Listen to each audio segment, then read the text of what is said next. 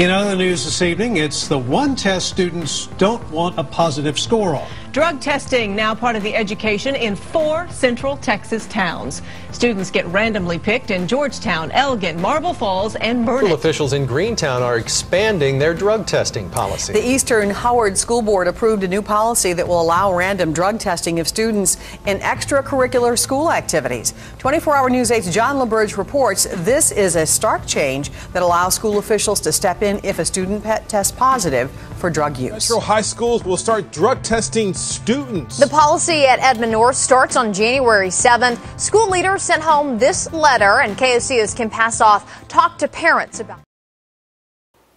High schools all over the United States are implementing random drug testing programs for their students. Some schools test all of their students, some test only athletes, and some test any student involved in an extracurricular activity. Is this an invasion of privacy, or are the students' well-being the school's responsibility? Is it okay for schools to use public taxes to pay for the expenses of drug testing? Is random drug testing effective? Do the consequences make a difference in students' lives? As the use of recreational drugs increased among teenagers, high schools began to see drug-related issues with their students. In response to this problem, many districts introduced drug testing policies, sparking controversy across the nation. As these concerns grew, 3 important cases rose to the Supreme Court. These 3 decisions have played crucial roles in shaping student drug testing practices into what they are today.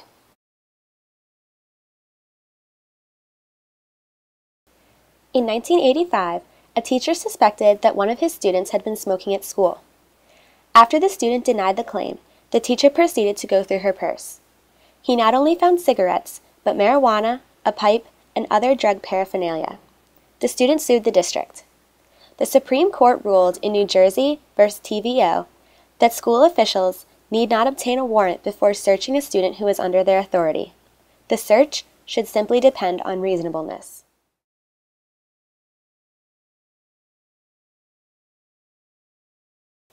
In 1995, Veronia v. Wayne determined that reasonable cause for drug testing applied to students participating in interscholastic athletics, simply because the students had signed up to represent the school.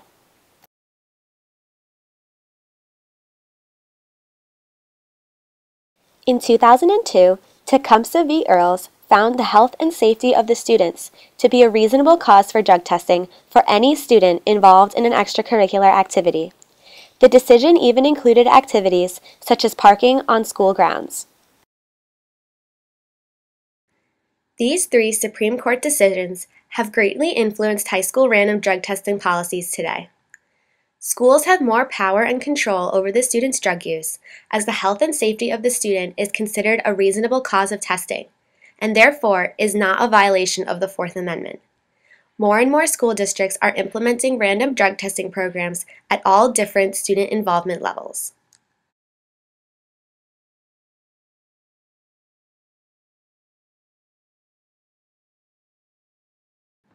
We interviewed Principal Reichendorfer from Bald Eagle High School, a school without a drug testing program.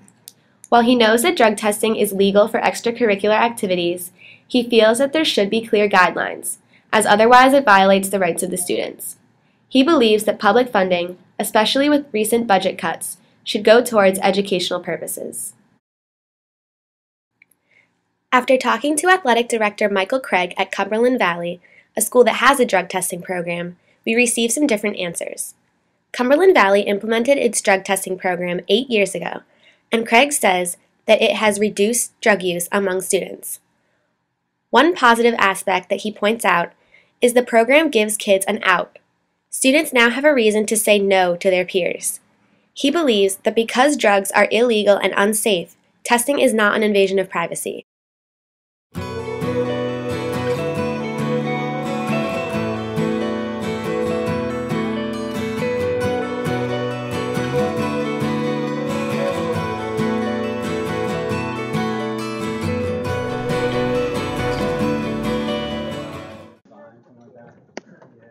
I don't know the next thing after this. think about drug testing in high schools?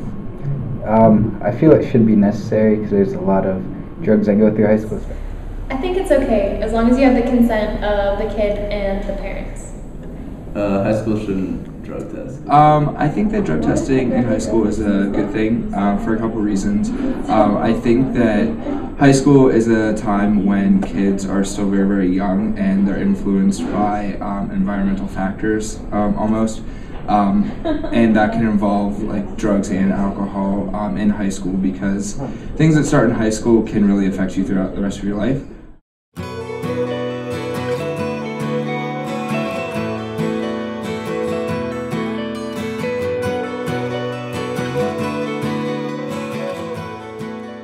Do you think this is an invasion of privacy? Not really, since it's illegal. I mean, you shouldn't be doing it in the first place. Because that's not their problem. Like, if a kid wants to do drugs, like, that's his choice and it's on him. Like, they should, like, advise them of, like, the consequences, and then from there, like, let the bird fly. I think it would be an invasion of privacy if it were something legal. I think that if they sign up to be randomly drug tested, then they're already giving their permission. Personally, I don't think it is. If you choose to do something illegal, that's kind of your consent that you are, I guess, at suspicion to be tested.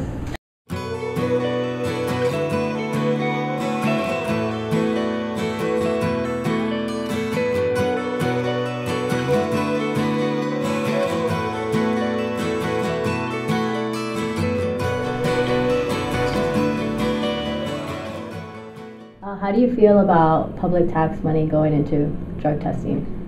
I personally think it'd be a good thing. I think public money should go towards the testing. It's an issue. I don't necessarily think that taxpayer money should be going into this.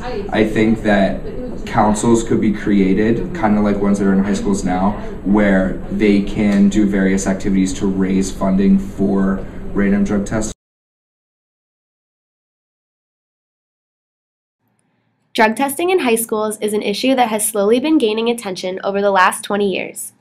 While many are unaware of the controversy, the number of people affected by it is increasing every year. The debate focuses around two main points: privacy and public funding. Some believe that drug testing is an invasion of privacy and violates the students' Fourth Amendment rights. Others believe that the school is responsible for the students' well-being. These opposing sides also disagree on whether or not public funding should be used for random drug testing in schools. Clearly, there are legitimate arguments to support both viewpoints.